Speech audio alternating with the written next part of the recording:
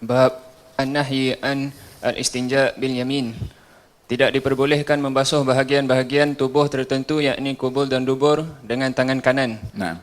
An Abi Qatadah radhiyallahu anhu qala Rasulullah sallallahu alaihi wa alihi wasallam idza syaraba ahadukum fala shariba ahadukum fala yatanaffas fi ina wa idza atal khala'a fala yamassa zakarahu bi yaminih wala yatamassah bi yaminih. Diriwayatkan dari Abu Qatadah radhiyallahu anhu, Rasulullah sallallahu alaihi wasallam pernah bersabda, kapanpun kalian minum air, tidak boleh bernafas di dalam air minum itu, dan kapanpun kalian pergi ke kamar mandi, tidak boleh menyentuh atau membasuh kubul dengan tangan kanan. Aywa, subhanallah. Bab yang berikutnya adalah larangan beristinja dengan tangan kanan. Diajarkan di dalam agama kita tangan apa perlu digunakan untuk istinja, kaki apa untuk masuk bilik air, keluar bilik air, masuk rumah kaki apa, keluar rumah pun juga masjid, keluar masjid, makan, tulis, apa saja. Sampai sedemikian diajarkan oleh Nabi SAW.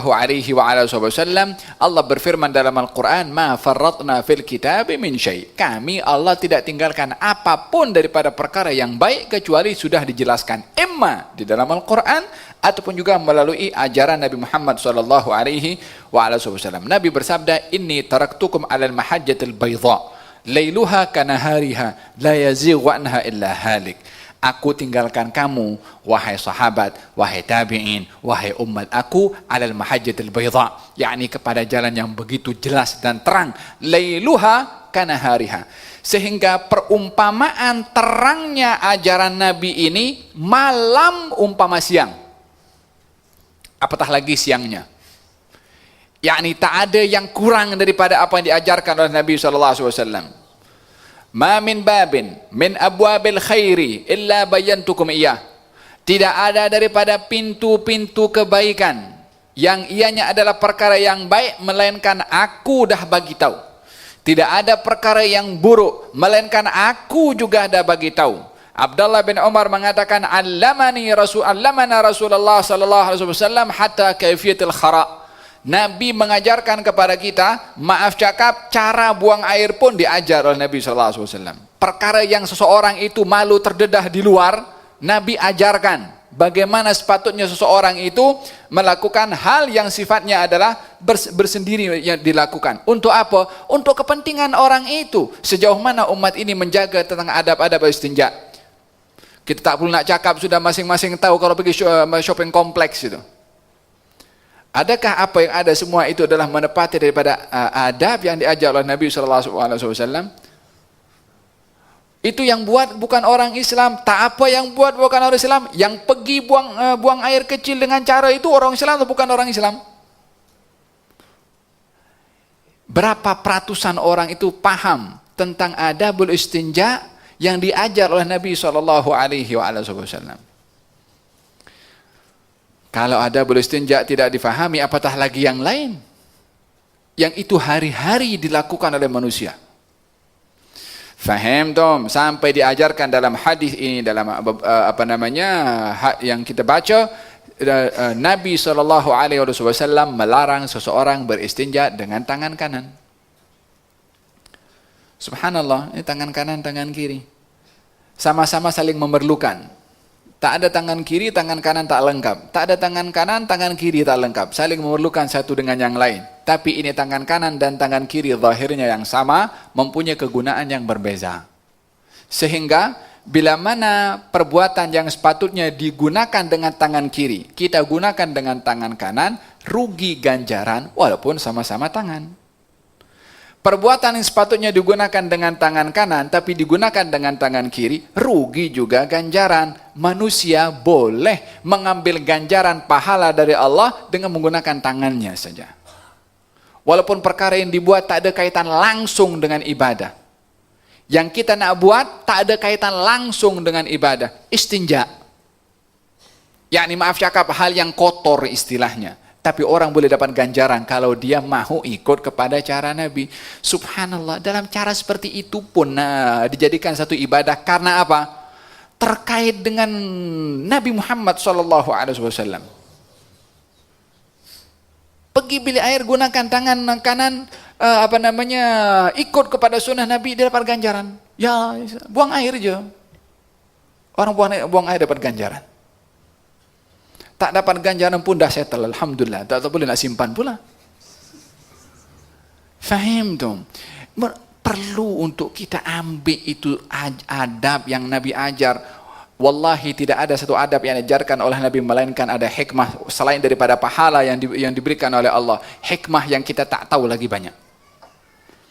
Berapa banyak orang yang boleh buktikan sekarang dengan penemuan-penemuan yang baru, kenapa tidur dengan bahu bahagian kanan, kenapa kalau buang air kecil duduk di atas tumit kaki kiri, kemudian kaki kanan berdiri seperti ini, diberitahukan ya sebab kantong kencing itu ada di sebelah kiri sini, bila mana ditekan itu bahagian belakang dengan tumit kiri, dia macam menekan seperti ini untuk memudahkan semua najis itu boleh mudah keluar. Kalau berdiri itu adalah akan menyebabkan tidak tuntasnya najis yang boleh menjadi sebab timbulnya penyakit. Kalau dah ada penemuan-penemuan macam ini, tak boleh lah. Nabi, engkau punya Nabi dan 14 abad yang lalu sudah bercakap, baru kita percaya dengan penemuan daripada saintifik, sementara baginda Rasulullah sudah bagi tahu daripada dulu. Lebih percaya kepada penemuan saintifik berbandingkan kepada apa yang disebarkan oleh Nabi. Wa ma atakumur rasul fakhudhuh. Yang datang daripada Nabi, ambil, tak perlu dipertikai. Walaupun tak tahu hikmahnya. Ma atakumur rasul fakhudhuh. Allah bagi tahu dalam Al-Quran, yang datang daripada Nabi, ambil.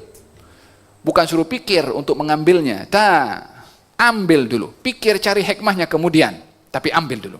Wa ma atakumur rasul fakhudhuh wa ma nahakum anhu fantahu. An-nahyu anil istinja bil yumna, larangan untuk beristinja dengan tangan kanan.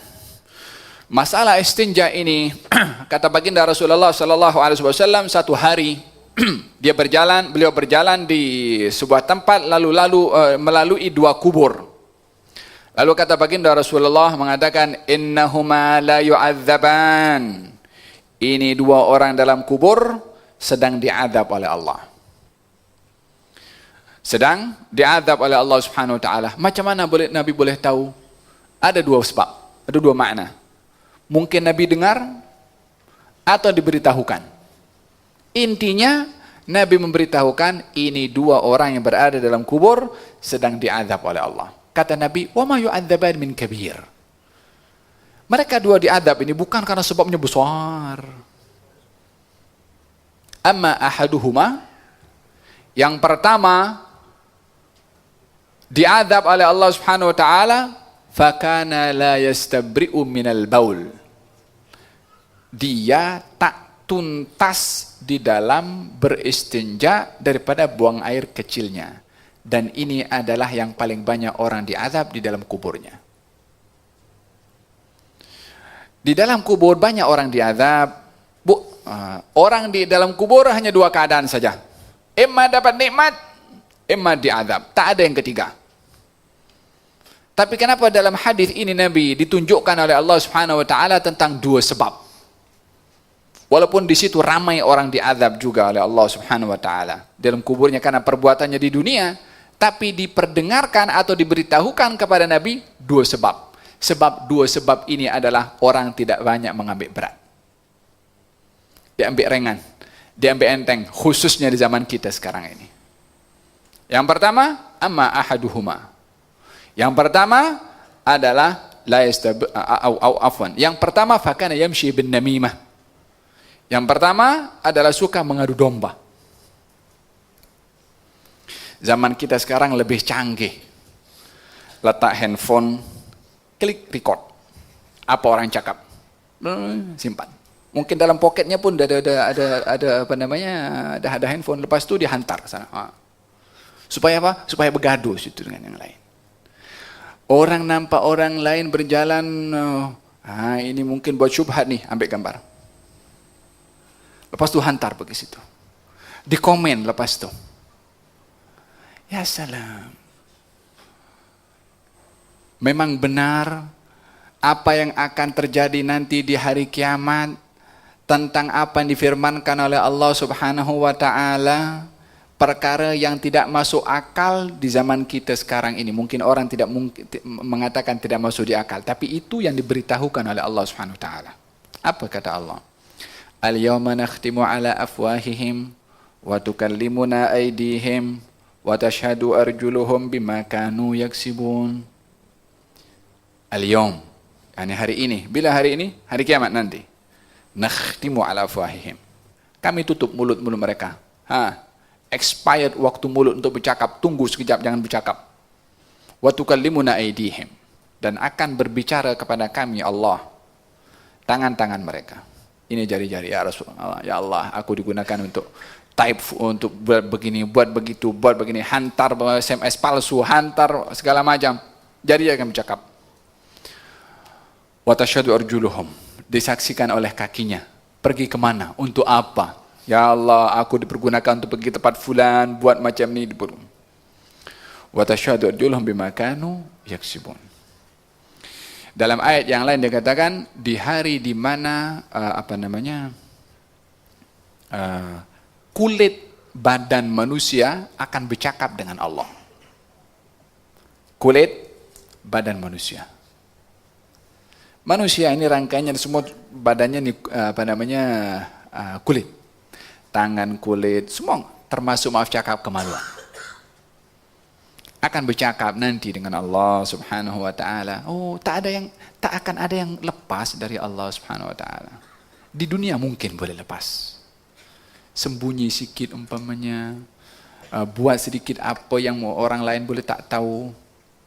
Buat apa saja di dunia. Kama tadin tudan. Macam mana kamu buat, dengan itu kamu akan dibalas nanti di akhirat. Kalau perbuatan kita dibalas di dunia settle, alhamdulillah. Tapi kalau tak settle, permasalahannya adalah di akhirat. Kalau kemudian setelah kulit ini bercakap, Allah itu mulut dibuka. Sekarang kau cakap. Kata mulut mengatakan kepada anggota tubuh badannya, lima syahidtum alaina. Kenapa kamu menjadi saksi buruk kepada kami? Ya tangan, ya mata, ya telinga, ya kaki, ya perut, ya kemaluan. Kenapa kamu bercakap perkara yang mendatangkan malapetaka kepada kita? Ini anggota tubuh badan pun menjawab, antaqanallah alladzi antaqa kulla syai'. Yang menjadikan kami bercakap Allah, yang boleh menjadikan segala sesuatu boleh untuk bercakap. Tak ada yang akan terlepas daripada pertanggungjawaban dengan Allah Subhanahu wa taala. Bagi mereka yang mempunyai iman yang mantap, akan merasa gerun untuk berhadapan dengan pertanggungjawaban dengan Allah, berbandingkan pertanggungjawaban dengan manusia. Faham tom? Oleh hal yang pertama adalah fakana yamshi bin namimah, yang orang tak ambil banyak tahu, orang tak ambil berat. Fakana yamshi bin namimah. Yang pertama ini orang diazab oleh Allah Subhanahu wa taala, daripada dua orang yang berada dalam kubur. Yang pertama adalah suka mengadu domba. Yang kedua adalah fakana la yastabiru minal baul. Yang kedua adalah disebabkan tidak menghabiskan daripada istinja, membersihkan daripada buang air kecil. Dan ini adalah amat azab ahli al-qabr. Kebanyakan azab orang di kubur disebabkan oleh karena perkara sedemikian.